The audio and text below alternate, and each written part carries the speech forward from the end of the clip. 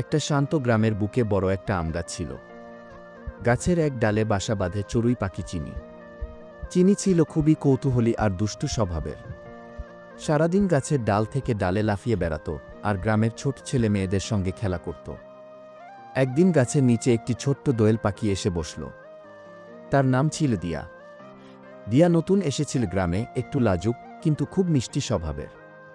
সে চুপচাপ জল খেয়ে আবার উড়ে যেতে চাইল, কিন্তু হঠাৎ চিনি ডেকে বলল, এই দিয়া, কোথায় যাবে?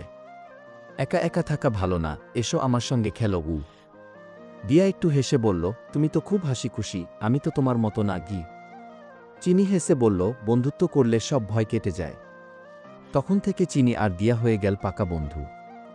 চিনি দিয়াকে শেখালো কেমন করে ঝটপট উঠতে হয়, আর দিয়া চিনিকে শেখালো কেমন করে গান গাইতে হয়।